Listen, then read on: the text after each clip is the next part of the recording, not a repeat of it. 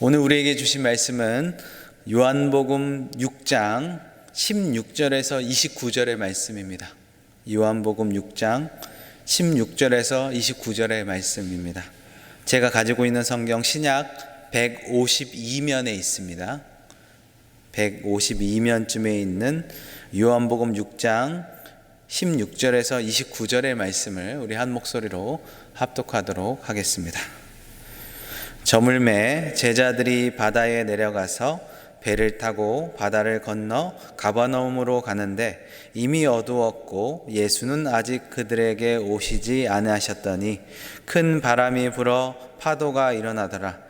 제자들이 노를 저어 12여리쯤 가다가 예수께서 바다 위에 걸어 배 가까이 오심을 보고 두려워하거늘 이르시되 내니 두려워하지 말라 하신대 이에 기뻐서 배로 영접하니 배는 곧 그들이 가려던 땅에 이르렀더라. 이튿날 바다 건너편에 서 있었던 무리가 배 한 척 외에 다른 배가 거기에 없는 것과 또 이제 예수께서 제자들과 함께 그 배에 오르지 아니하시고 제자들만 가는 것을 보았더니 그러나 디베랴에서 배들이 주께서 축사하신 후 여럿이 떡 먹던 그곳에서 가까이 왔더라. 무리가 거기에 예수도 안 계시고 제자들도 없음을 보고 곧 배들을 타고 예수를 찾으러 가버나움으로 가서 바다 건너편에서 만나 랍비여 언제 여기 오셨나이까 하니 예수께서 대답하여 이르시되 내가 진실로 진실로 너에게 이르노니 너희가 나를 찾는 것은 표적을 본 까닭이 아니요 떡을 먹고 배부른 까닭이로다. 썩을 양식을 위하여 일하지 말고 영생하도록 있는 양식을 위하여 하라. 이 양식은 인자가 너에게 주리니 인자는 아버지 하나님께서 인치신 자니라. 그들이 묻되 우리가 어떻게 하여야 하나님의 일을 하리까? 예수께서 대답하여 이르시되 하나님께서 보내신 이를 믿는 것이 하나님의 일이니라 하시니. 아멘. 예수님은 기도하시러 혼자 산으로 올라가셨습니다. 저물도록 예수님은 내려오시지 않았죠. 그래서 제자들은 배를 타고 가버나움으로 갔다고 오늘 성경은 말합니다. 예수님 없이 항해가 시작됐던 것이죠. 예수님 없이 하는 항해가 어떻게 되었을까요? 여러분 불안해 보이지 않습니까? 해는 이미 졌고 칠흑 같은 어두움이 임했습니다. 갈릴리 어부 출신인 많은 제자들에게는 사실 밤이라는 것은 별로 문제가 되지 않았습니다. 언젠간 베드로가 이렇게 고백한 적이 있죠. 예수님, 밤이 맞도록 그물을 내렸지만 고기를 한 마리로도 잡지 못했습니다 라고 고백한 것을 떠올리면 밤에 배를 탄다는 것은 매우 일상적인 것이죠. 또한 어부들이 많기 때문에 그것은 문제가 될 것이 없습니다. 그러나 문제는 풍랑이었던 것이죠. 갑자기 큰 바람이 불어서 파도가 일어났습니다. 제자들은 본인들이 가지고 있는 경험을 가지고 빨리 이 위험에서 벗어나고자 열심히 노를 저었다고 성경은 말합니다. 노를 저어 10여리쯤 갔다고 하니 이것은 엄청난 거리입니다. 파도가 일어나고 바람이 부는 상태에서 노를 저어서 목적지까지 간다는 것은 엄청난 체력을 요구하는 것입니다. 아마 어부 출신들이 많았기 때문에 가능하지 않았을까 하는 생각이 듭니다. 그렇게 그들이 힘이 거의 바닥이 났을 쯤에 저기 멀리서 어떤 사람이 바다 위를 걷는 것을 보게 됩니다.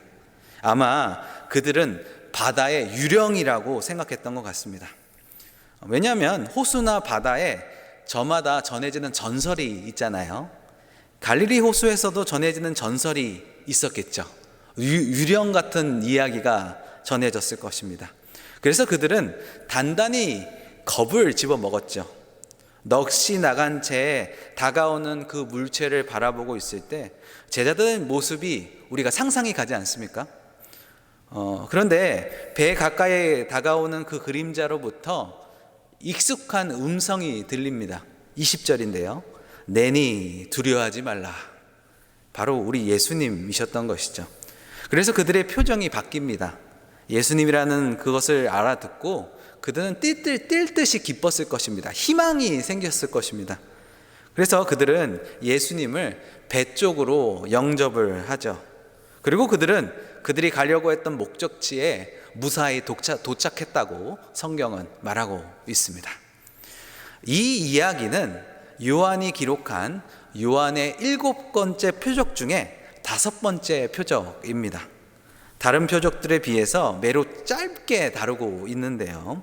그러나 이 이야기가 시사하는 바는 적지 않습니다. 예수님이 없이 항해하는 인생에 대해서 지금 오늘 성경은 말하고 있는 것이죠.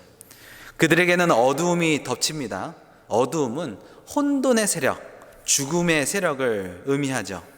실제로 그들은 풍랑을 만나 죽음의 위기에 처했죠.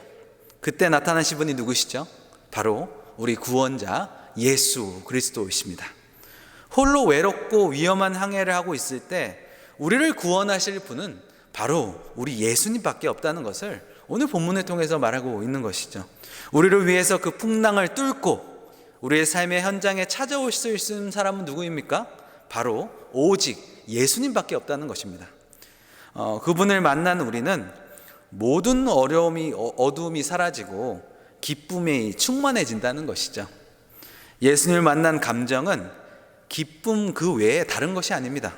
그렇게 기쁨 가운데 예수님을 영접하고 예수님과 함께 항해를 하는 것이죠. 이제는 혼자가 아니라는 것입니다. 위험을 만나도 괜찮습니다. 예수님이 계시기 때문인 것이죠. 그렇게 예수님은 우리와 함께 인생의 항해를 하시고 우리를 목적지까지 인도해 주십니다. 그 목적지가 어딜까요? 바로 우리 예수님만 인도하실 수 있는 목적지, 하나님의 나라입니다. 예수님 없이 우리의 삶은 어떤 삶이었습니까? 어둠과 혼돈이었죠. 위험한 풍랑이 몰아치는 삶이었습니다. 그때 주님은 우리에게 찾아오셨습니다. 바로 나를 구원하시기 위해서. 주님은 우리 삶 가운데 찾아오신 것이죠. 그러므로 오늘 본문을 통해서 말씀하시는 것입니다. 이제는 두려워할 것 없다. 이제는 외로워할 것 없다. 불안해할 필요 없다라고 말씀하시는 것이죠. 예수님께서 우리와 함께 항해하시기 때문에 우리를 천국으로 인도하시기 때문에 우리는 두려워할 것이 없다고 오늘 본문을 통해서 말씀하고 있는 겁니다. 아마 요한이 이 표적을 이야기할 때 이런 메시지를 우리에게 주려고 기록하지 않았을까라는 생각이 드는데요. 하나님과 함께하는 삶이야말로 가장 안전하고 가장 확실한 항해를 보장받는 삶이라고 말씀하고 있는 것이죠. 지금 혹시 불안 가운데 있으시다면 예수님이 우리의 배에 모시지 않았기 때문이지 않을까요? 예수님을 기다리지 못하고 혼자서 내 길을 가기 때문이 아닐까라는 생각을 해보는 것이죠. 그들이 무사히 가버나움으로 도착하죠. 그 다음 날이 되었습니다. 사람들이 예수님을 찾으러 배를 타고 가버나움까지 쫓아왔다고 성경은 말합니다. 그들이 예수님께 인사를 하죠. 25절에 랍비여 언제 여기 오셨나이까? 그러자 예수님이 이렇게 말씀하십니다. 26절에 예수께서 대답하여 이르시되 내가 진실로 진실로 너에게 이르노니 너희가 나를 찾는 것은 표적을 본 까닭이 아니요 떡을 먹고 배부른 까닭이로다. 예수님의 대답이 좀 냉정하게 들립니다. 왜냐하면 예수님을 보러 배를 타고 멀리까지 이렇게 왔는데 예수님께서 립 서비스라도 해주셔야 되는데 그냥 팩폭을 날리십니다. 뼈 때리는 말을 하시죠. 그들에게 뭐라고 하시죠? 27절입니다. 썩을 양식을 위하여 일하지 말고 영생하도록 있는 양식을 위하여 일하라. 이 양식은 인자가 너에게 주리니 인자는 아버지 하나님께 인치신 자니라. 예수님은 이제는 양식이라는 단어로 말씀을 풀어 나가시는데요. 전에는 수가성 여인과 대화할 때 물로 시작했죠. 그때는 예수님께서 이끌어내신 것은 영생하도록 솟아나는 샘물이었습니다. 이번에는 어떤 말씀으로 이끌어내십니까? 영생하도록 있는 양식이라는 것이죠. 결국 예수님께서 말씀하시고자 하는 것은 영생이라는 것입니다. 예수님은 단 한 번도 이 영생이라는 주제에서 벗어나신 적이 없습니다. 예수님께서 하시는 말씀의 모든 것이 이 영생이라는 단어에 수렴되고 있는 것이죠. 우리도 당연히 이 영생이라는 주제를 심각하게 생각해 봐야 된다는 것입니다. 예수님은 우리가 다른 것은 몰라도 이 영생을 얻기 원하시는 간절한 마음이 이 본문 속에 녹아져 있는 것이죠. 사람은 떡을 바라보고 예수님께 왔지만 예수님은 그 떡을 통해서 정말 중요한 진리로 이끌어 가시는 것이죠. 썩어질 양식에 대한 관심으로부터 영생하도록 있는 양식으로 그들의 시선을 지금 돌리고 계시는 것입니다. 이 떡보다 더 좋은 양식이 있다는 것이죠. 이 양식이 누가 줄 수 있습니까? 바로 우리 예수님만이 주실 수 있는 양식이라는 것이죠. 37절에 이 양식은 인자가 너에게 주리니 라고 말씀하십니다. 그들은 오병이어의 기적을 일으킨 예수님을 보고 예수님이 이 세상의 떡이 아니라 영생하도록 있는 떡을 주실 수 있는 분임을 알아봐야 했습니다. 그들은 영생하도록 이 양식을 위하여 일하는 것이 하나님의 일이라는 것을 알아들은 것 같습니다. 그래서 그들은 질문을 하죠. 28절에 우리가 어떻게 해야지 하나님의 일을 하오리까? 예수님께서 대답하시죠. 29절에 하나님께서 보내신 일을 믿는 것이 하나님의 일이니라. 이 이야기는 결국 예수님을 믿는 것으로 기결되고 있습니다. 영생하도록 있는 양식을 위하여 우리가 할 수 있는 것은 아무것도 없습니다. 우리가 무엇을 해야지 영생을 얻을 수 있겠습니까? 우리가 할 수 있는 것은 아무것도 없다는 것이죠. 이미 니고데모를 통해서 우리는 본문을 통해서 배웠죠. 우리가 영생을 위하여 할 수 있는 것은 단 한 가지밖에 없다는 것이죠. 이 영생을 주시는 이 예수님을 믿는 것입니다. 이것이 우리가 영생을 위해서 할 수 있는 유일한 일이라는 것이죠. 예수님 안에 생명이 있다는 것입니다. 요한복음 5장 26절인데요. 아버지께서 자기 속에 생명이 있음을 같이 아들에게도 생명을 주어 그 속에 있게 하셨고, 그러므로 우리가 영생을 위하여 할 일은 그 아들 예수 그리스도를 믿는 것입니다. 영접하는 것입니다. 그분을 나의 삶에 모시는 것이죠. 그분이 나의 배에 모시고 함께 항해를 하는 것입니다. 이제는 떡이 아니라 예수 그리스도이십니다. 물질의 복이 아니라 참된 복이신 예수 그리스도이십니다. 표적이 아니라 그 표적이 가리키는 예수 그리스도이십니다.